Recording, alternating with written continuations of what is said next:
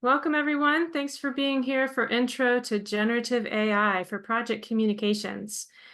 I have a poll that I'm going to launch out to all of you. I'm curious if you're able to answer the poll and let me know how much have you experimented with generative AI? Have you used ChatGPT or any of those type of tools? As those answers are coming in, we'll go ahead and get into the slides here. In case you're brand new to generative AI, looks like some of you are saying not at all. So for those of you that this is brand new, generative AI, well, what is it?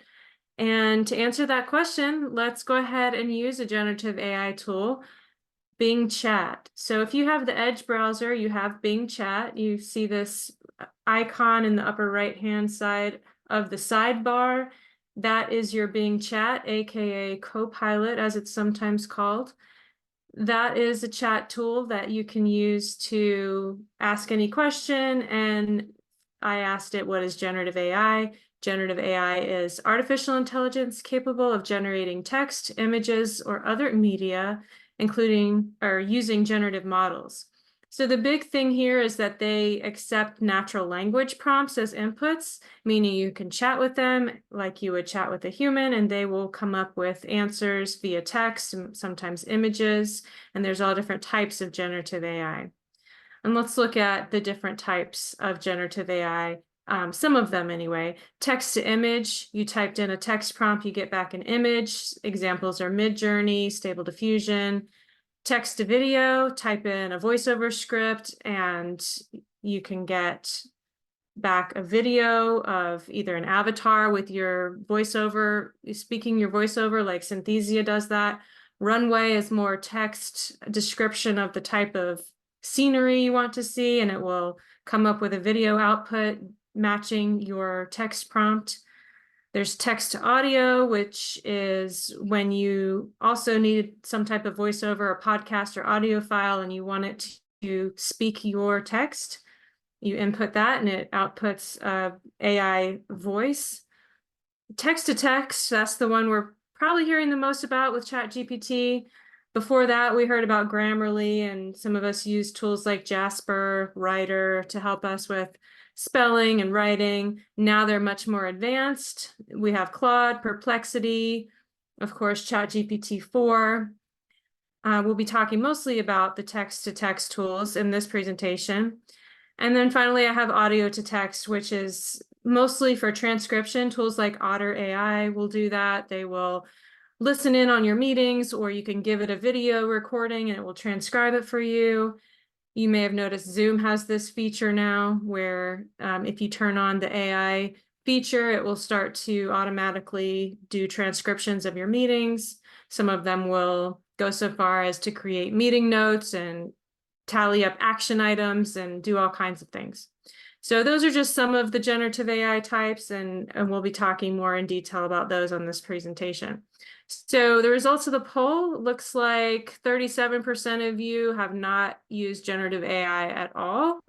56 said a little bit, and 7% are experimenting regularly. So great, you're in the right place. This is an introductory webinar, and hopefully all of this will make sense as we're approaching it from pretty much from a beginner level. Some of our webinars down the road are going to go into more advanced levels of prompt engineering, but hopefully you'll feel right at home and take something away from this webinar today. Oops, what have I done? Okay, let me go back to where I was. Okay. So Midjourney, let's talk about Midjourney for a second. This is one of the best image generating tools out there right now in terms of the quality of the output. And I just want to walk you through the history, the most recent history of Midjourney. It launched February 2022. You can see V1, the quality of the image it was able to generate there. V2, a little bit better. Over the months that followed, it gradually got better, but even just as of May 2023 with version 5.1, you can see a dramatic improvement in the quality of that image, even seeing the water droplets. Right now, it's 5.2 that most people are working with, and even there's I think an alpha version of 6 out there. Some of the expert designers are starting to share their outputs from the tool. Midjourney is a little bit more of an advanced a little more of a learning curve for the prompting there, but it is one of the best in terms of the realistic photographic-like outputs that it generates. And we'll talk about some of the other options, but I just wanted to show this slide just so you can see how quickly this is moving, how fast it's improving, and really why it's important to be paying attention because of the rapid pace. So here's 5 of the ways that generative AI can help you improve your communication. I've kind of made these 5 buckets that I'm going to be talking about today on this webinar. 1 is visuals and layout. 2, clarity and conciseness of your written content. 3, finding good citations. 4, coming up with creative touches. And 5, getting instant feedback. So that's what we're going to be talking about today. So I'm going to start with this one slide that I wanted to share. This is a text-to-text tool overview, but as you can see, this slide needs some help. It's probably hard for most of you to see it well. So let's ask ChatGPT for some help with this. I pasted this exact image into ChatGPT 4, which is the paid version of ChatGPT. And I asked it, I said I wanted to use it in a slide deck, but it's hard to read. What are some of your suggestions? And it gave me this long list, which it was far more than 9 suggestions, like it's cut off, of all the ways that I could make this a better slide. And so I took some of the advice, including number 7, which I highlighted there with the blue arrow. It suggested I use one of the data points in a bar chart instead. So it'll actually give you suggestions for the best type of visualization for the type of data that you have. So it had a number of other recommendations, some of them common sense things about, only including the most essential information, get rid of what's not absolutely necessary. So I got rid of a few of the models like Grok, which doesn't have a really great use case for us right now as of this date and this point in time. So I got rid of the models I didn't think would be as relevant to this crowd. And then I reformatted using some of the suggestions that it gave me, and I came up with a much easier to read slide. So let's just go through this table really quickly. These are some of the text-to-text models to pay attention to. ChatGPT 4 is up at the top. It's the most powerful and robust model out there, pretty much. Its strengths include reasoning, writing, creative tasks, image generation, coding. This again is talking about the paid version, the $20 a month version. Some of the weaknesses is it can be slow depending on how many people are on there at the same time. You have to be a little bit more careful with your prompting. Its last update was April 2023. So one of the columns to pay attention to in this chart is the secure column, whether or not it's secure. A lot of these are not secure. ChatGPT 4 is not unless you're using enterprise. And so just know not to put any proprietary data into any of these tools. And, just keep that in mind. Claude is from Anthropic. This one is really great for if you're trying to understand long documents. You can upload much longer form content to be able to query the content of. It is really easy to use and it is secure. So there's a free version and a $20 a month version of Claude. Bard, or most recently Gemini Pro, is what is powering Bard as of the last few weeks or a month when they launched Gemini from Google. It's another large language model similar to ChatGPT. It's good at internet tasks, image tasks, and the big thing here is it's integrated with Google. So you can use it in Google Sheets. You'll find it right there inside of your Google tools. It is also not secure, but it is free, so something to play around with. And then Bing Chat, which I demonstrated at the beginning, that's part of your Edge browser. It uses GPT-4 for one of the modes. One of the things that's confusing about Bing Chat is that there's 3 different modes. And so the creative mode uses ChatGPT-4, and creative meaning that it might not necessarily be accurate information. You've probably heard about these models doing what they call hallucinations.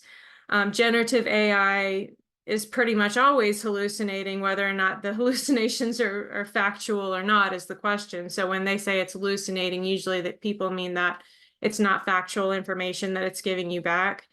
But really every output is a hallucination, because that's how these models work. They're predicting what word to put next in the output. So it's all generative, it's all creative, it's all a hallucination, so to speak. But you have to be careful and just know that it can sound very confident with a response that may not actually be an accurate factual response. It is connected to the internet, meaning that the training data doesn't stop at a point. Some of the models, like we talked about, GPT-4 stops at April 2023 training data, but the models like being fast, so it can actually use real-time data pulling from the internet. And you'll see that when you start to query it with certain things, it'll start searching the internet and come back and incorporate those things that it found in its response. Again, not secure unless you or your organization is paying for enterprise.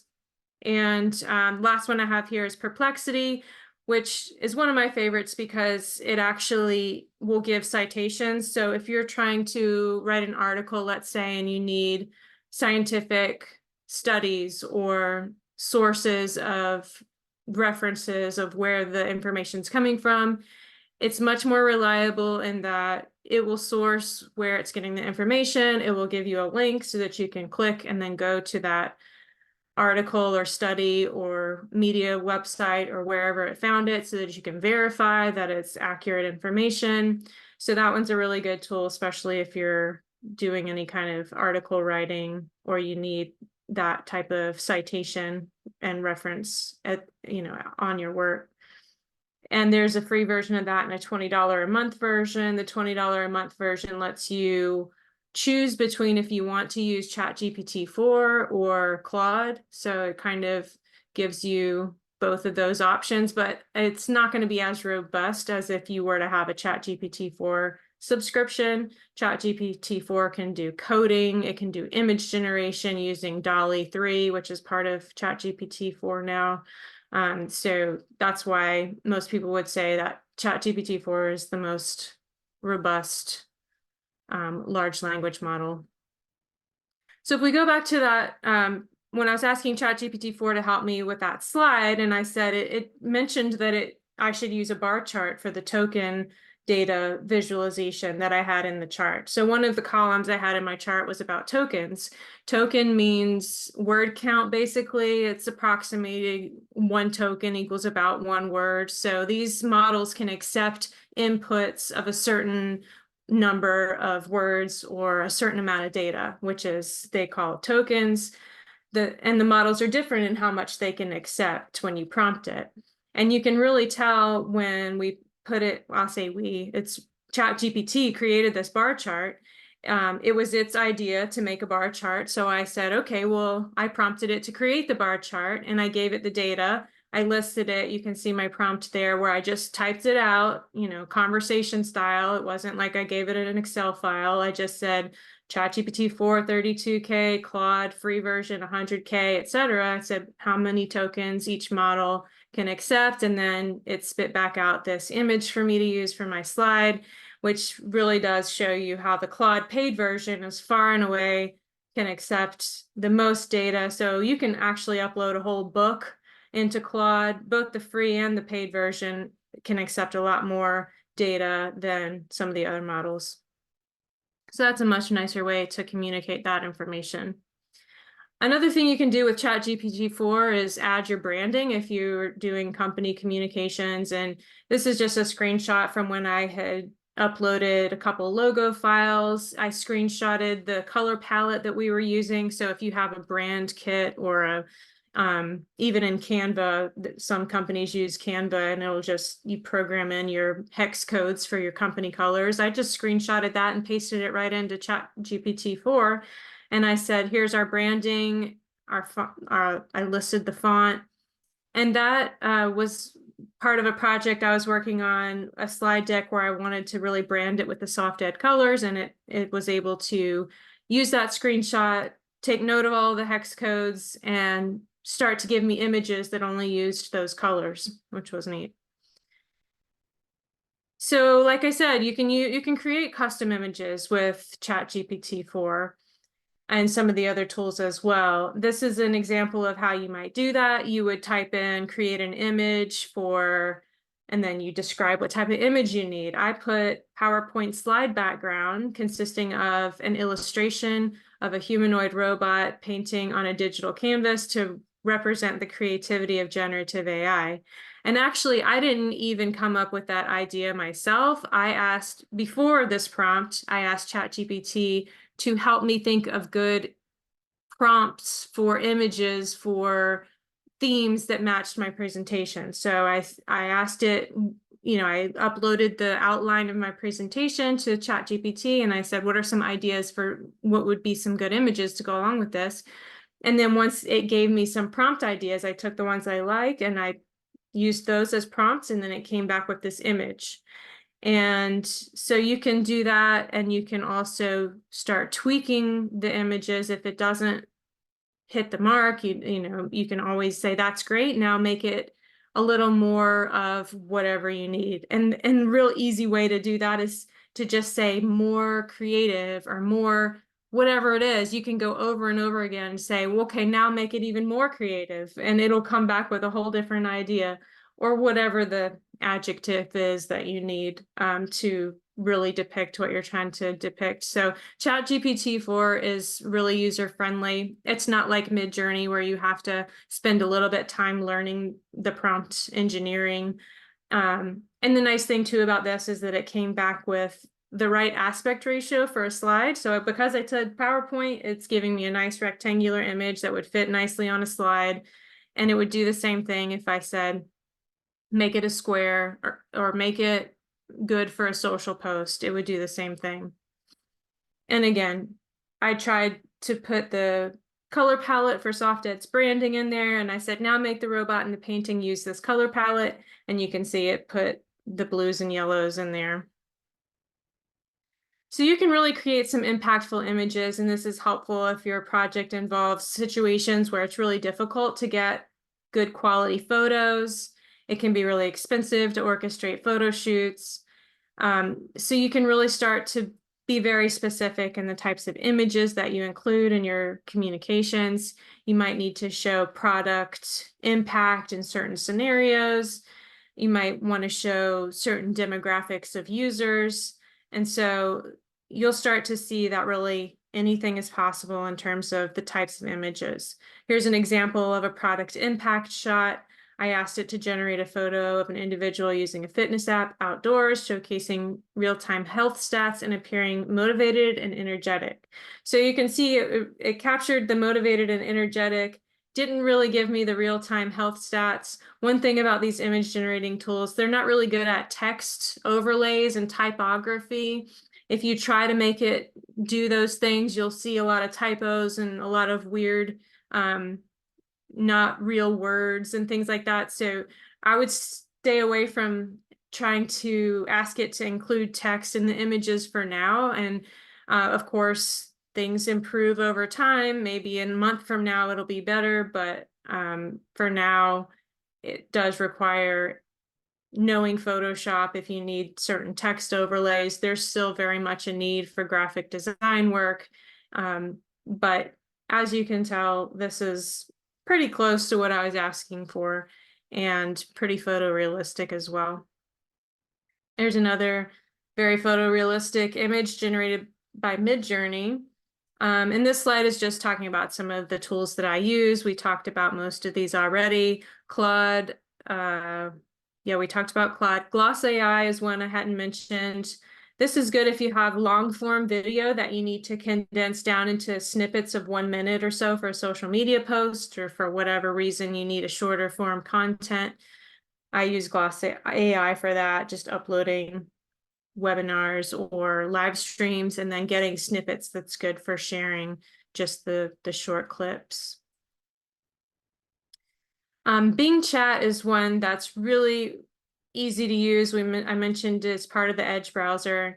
And especially if you're using PowerPoint and you use the browser version of PowerPoint in your Edge browser, it's really simple to just create an image right there, open up the sidebar, ask Bing Chat, tell it what type of image you want.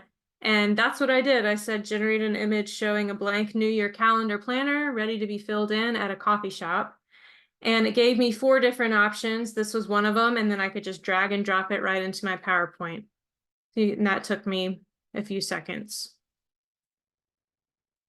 So Claude AI is one we talked about. This one's really good for summarizations. So that can be useful in 2 ways. One, if you need to read a really long document, or you need a really short version of a long document so that you can get up to speed on something really quickly, you can upload that document to Claude and ask it to summarize it for you, which I did in this example. I'll show you the output in just a minute. But the other way is that if you're actually the one writing a piece of content, whether that's an article or an email, and you feel like the way that it came out on your first draft could be condensed and made more concise, you can ask these models to summarize it or make sure that it's written in the most concise manner possible, in addition to some of the other editing you might wish for it to do, like grammar, spelling, that type of thing. It really does a good job with that. So this is a prompt I used in Claude. I said, summarize this document. I uploaded one of our PDF documents, the AI-powered business analyst, which is a document that goes along with one of our courses. I just needed to know high level what it was about. So it took over 2,000 lines of text in this document, and it condensed it down into these 5 main points. I was able to read that, get up to speed, and keep going. So that can save you some time. Here's an example of perplexity. As I mentioned, this is the one to go to if you need specific citations or references for your articles.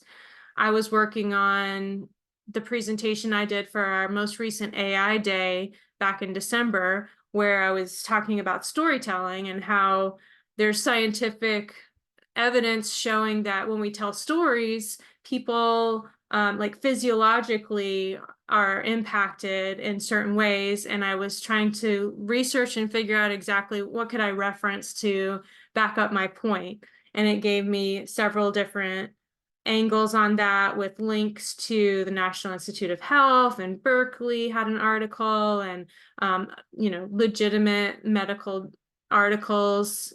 One was talking about oxytocin release.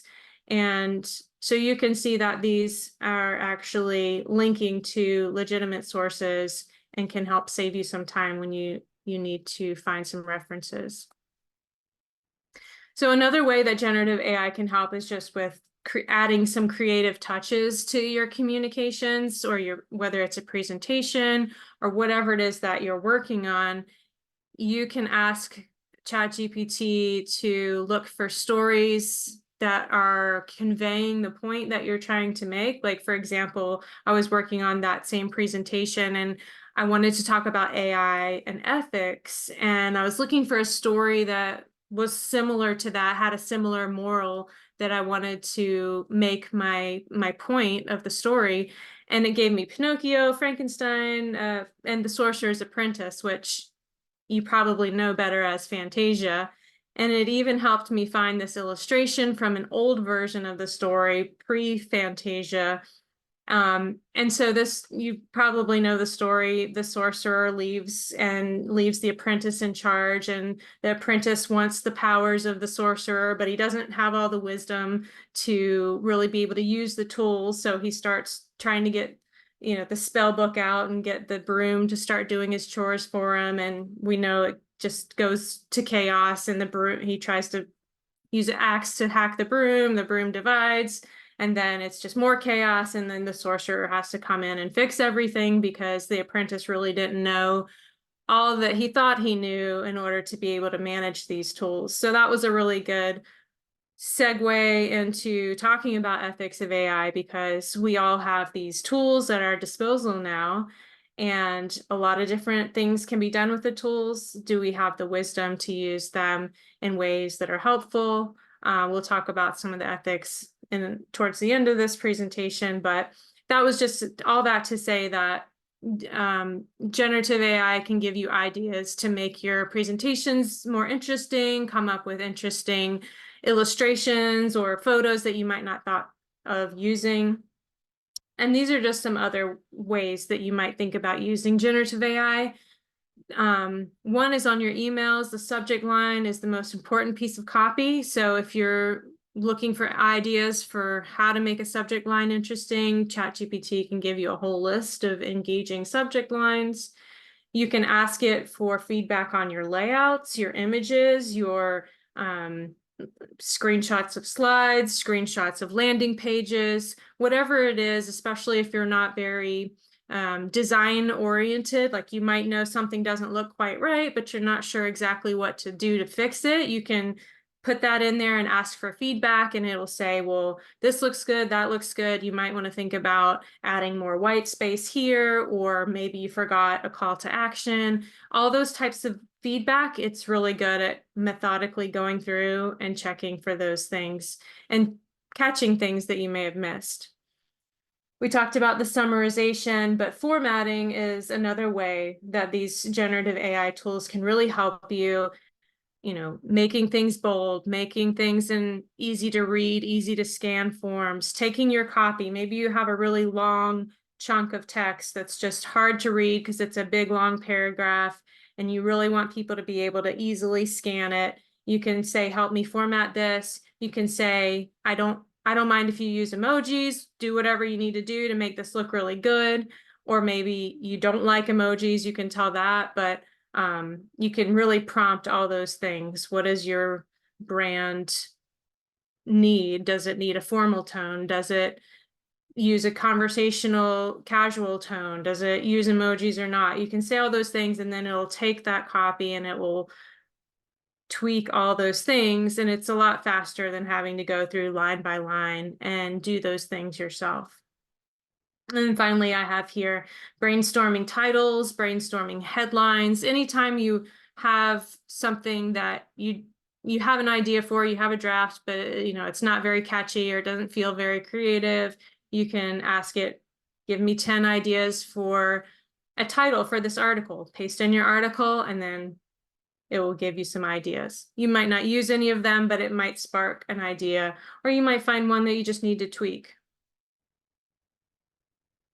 So the final thing I had on my 5 ways generative AI can help is instant feedback on your public speaking. This is a feature built into PowerPoint now. I don't know if you guys have seen this, but you can actually, after you've finished your deck, if you want to do a practice run, there's a coach now inside of PowerPoint that you can turn your camera on, you can start delivering your talk, and then after it captures some of your talking, it will give you this report with all these stats on how you're speaking, from your pace, your pitch, how monotone are you using eye contact, are you doing good body language, all these different things. So you can play around with that. I found that, it was okay. I thought it was interesting. Sometimes it wasn't quite accurate in terms of the pronunciation, but it was interesting. It's something that might be convenient. We don't always have the luxury of another human being sitting there and listening to us talk and giving us feedback. So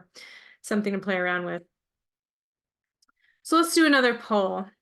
See if I can launch this second poll here. What is your organization's policy about generative AI?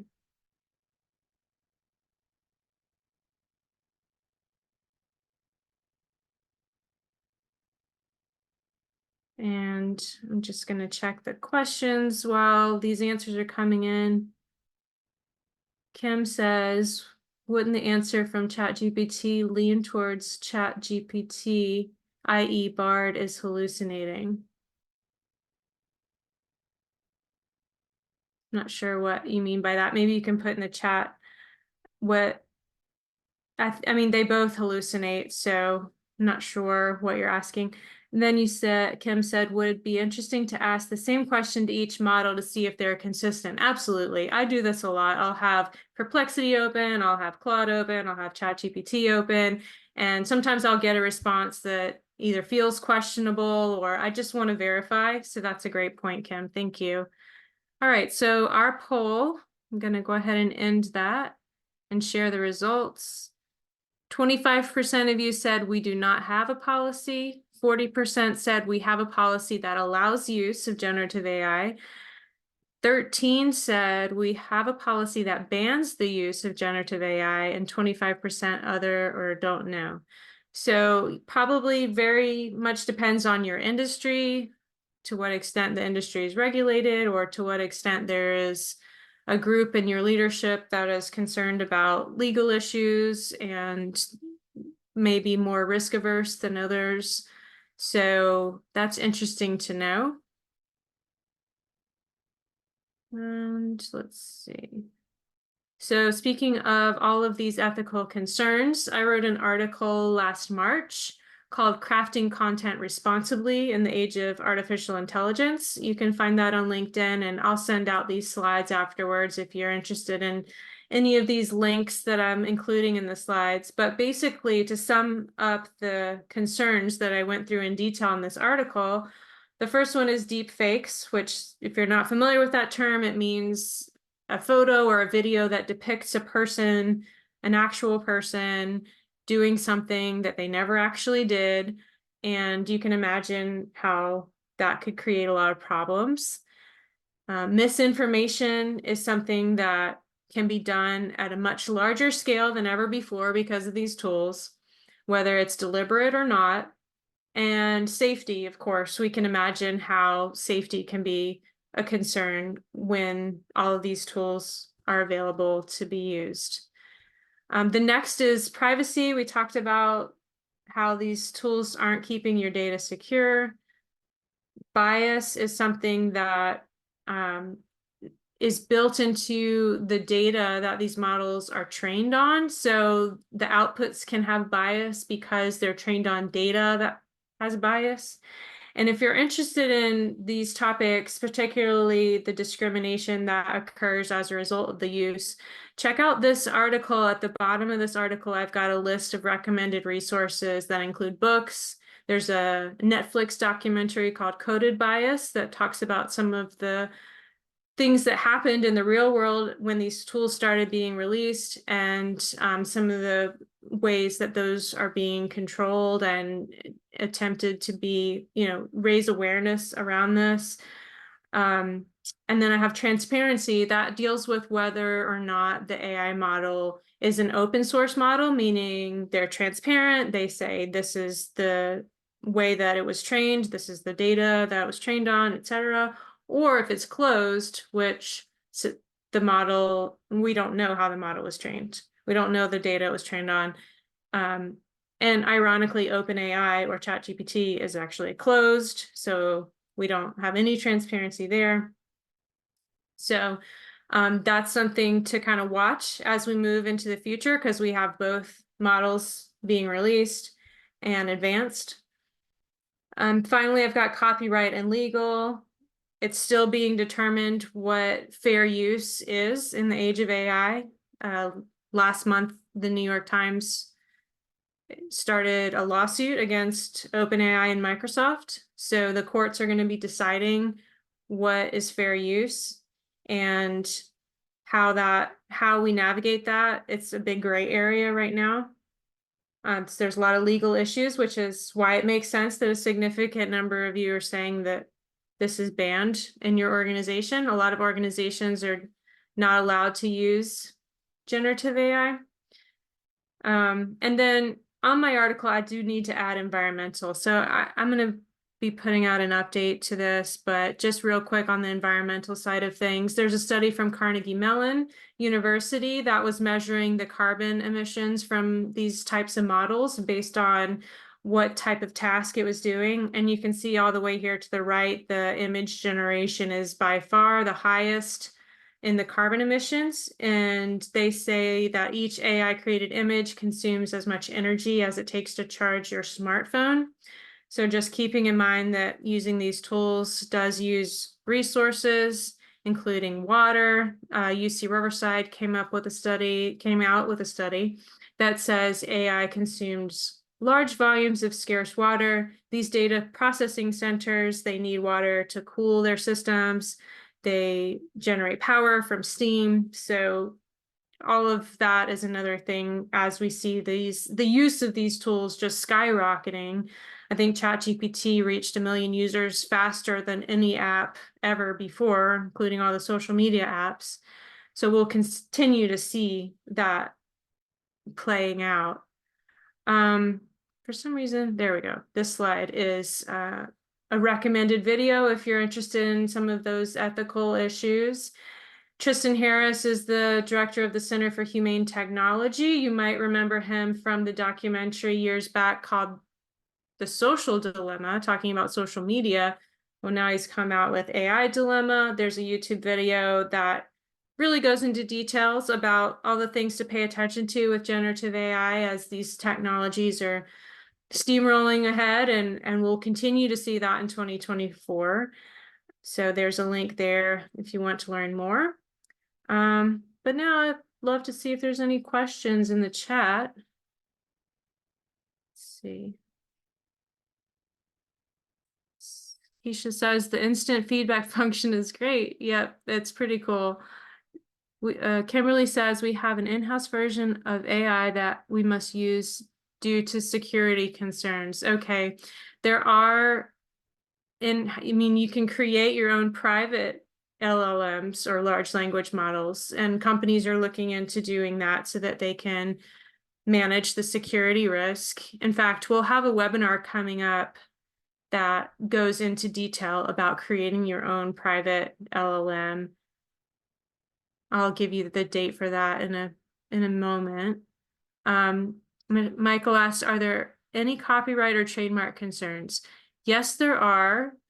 I would be cautious about copy pasting any text outputs that you get. Let's say you prompt it to write an article. I would be very cautious about just pasting that and putting my name to it. It's not technically yours to claim. You can't get a trademark or a copyright on anything that generative AI created. Even the images, it's recommended that you credit the AI for the image. That's something I've started doing. I'll create images for something like our LinkedIn newsletter, and I'll put image generated by Midjourney or image generated by Bing Chat AI or whatever the AI tool was. I'll put that there just so it's clear. But this is something that we're going to continue to see in the news as this gets hashed out. Jeffrey says, are these considered royalty-free images? Sort of, I would say so. Like, you can use them however you want. Like I said, I would credit them, but you can't like take an AI generated image and then apply for a trademark or a copyright on it. I mean, you could try it, but technically that's not yours to own. What you could do is use it as a starting point and then bring it into Photoshop or Illustrator and significantly modify it. Let's say you bring up the resolution and you make some significant modifications to where it is something you could copyright or trademark. And that's actually reminding me to bring up an interesting point about these AI generated images, which is that they tend to be extremely low resolution. So I would be cautious about using them for any kind of print application because they tend to be very low resolution. And if you blow them up on a print format or even a larger size on a screen, you're going to start to see that they are in fact pretty low res. That's why we'll continue to need graphic designers, particularly for modifying these images so that they actually look very crisp and clean. And, they're a good starting point. They're a good way to enhance your creativity, but then they need further tweaking if you were going to use them somewhere like especially like a billboard or something. That would look terrible. But anything bigger than, I would say, maybe like 3-inch square on a print job, you're going to start to see some degradation of the image. I'm going to keep going back through, see if I missed any other questions.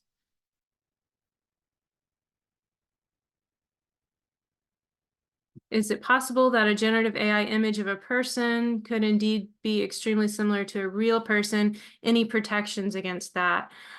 So there's not really protections against that, and that's kind of what's scary about this particular time that we're in. Some of this stuff, there aren't laws for it specifically yet to be enforced or to punish people that are taking, like, there's some horror stories out there. People can pull images off of social media, manipulate them to look extremely real. And I think what you're asking, though, is could that happen accidentally? Maybe. But the bigger problem is that people are doing this deliberately. Allison asks, what do you think content marketing will look like with the use of AI generated text and articles? Well, we're already starting to see that. My big thing with content marketing is that we need people to use their unique voice in their articles, and their personal brand is really important more than ever, because all of these content articles are so easy to generate now. If they're just information, they're just going to be published to the internet. And that's what's happening, is the internet's being flooded with all of these information articles. But at the same time, our personal brand, our unique voice, our sense of humor, our lived experience, our unique perspective on any topic, our opinions, all of those things become even more important, because people are hungry to connect with people. They don't just want information. Content marketing is going to have to be infused with personal brand and really getting to know the author and who that person is as a human being, because gone are the days where just an information article was enough to get you the SEO rankings, to, you know, that, I mean, SEO and organic search, that's being upended right now, because less people are turning to search engines as they're realizing the user experience on these chat apps can often be better. When you're querying a chat GPT app, for example, and you get back the information you were looking for without the ads, that's going to make you more likely to turn to a chat app. So content marketing used to be geared very heavily towards the goal of search engine optimization.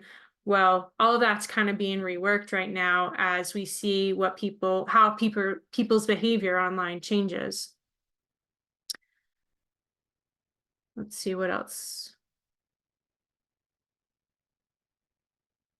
Yes, Kim says, use AI for the bones, you add the flesh. Yeah.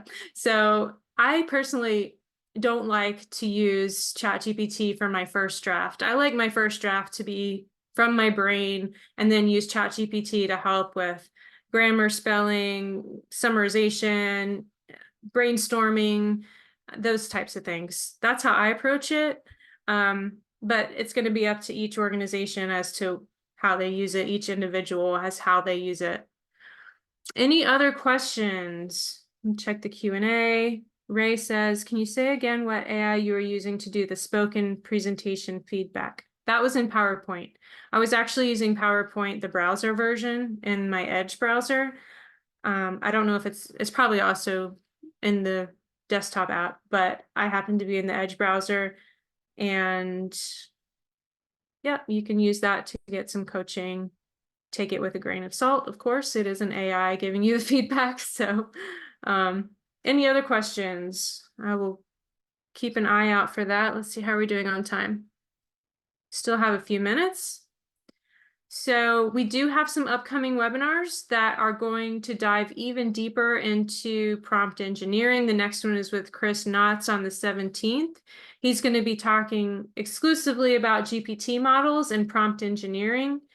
And then he's going to be back on the 31st talking about leveraging generative AI in project management and overviewing specific use cases, which is going to be awesome. Really looking forward to that. And then we've got Valentine's Day is the private large language model one that I mentioned. So if you're looking for a more secure way to use generative AI and interested in implementing private LLMs for your in-house solutions, join us on Valentine's Day for that webinar. So we're doing 2 or 3 webinars a month. You do get an hour of credit, so you can earn a PDU or a CDU when you attend live. And we're going to be continuing to do this throughout the year. Here's a snapshot of some of the ones beyond that. The registration's not quite live yet, but we do have one about the legal and compliance coming up in February. We just started talking about that a little bit here, but we'll be diving more deeply into that topic.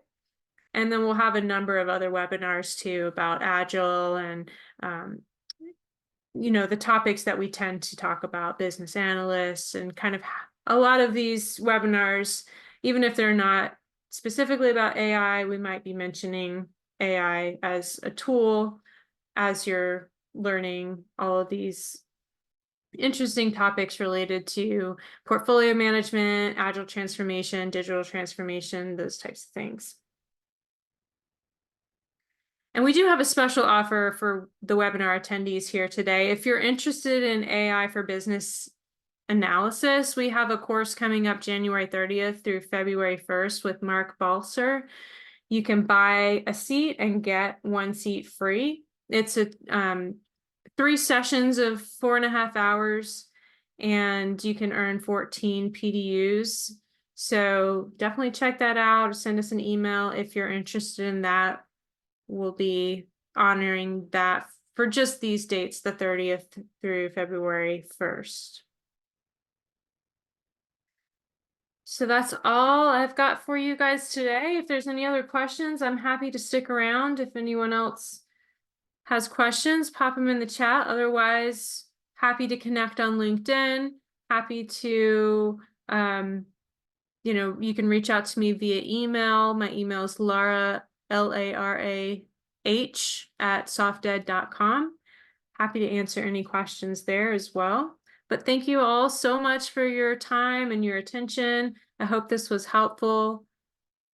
I'm always open to feedback, so if you have questions, comments, concerns, please reach out either on LinkedIn or via email. Hope you have a great day. Bye, everyone. Oh, PDU info. So I will send out an email after this recording processes. It'll include the slides. It'll include the information about how to redeem your PDU, and it will include so look out for that over days. Bye, everyone. Have a great afternoon.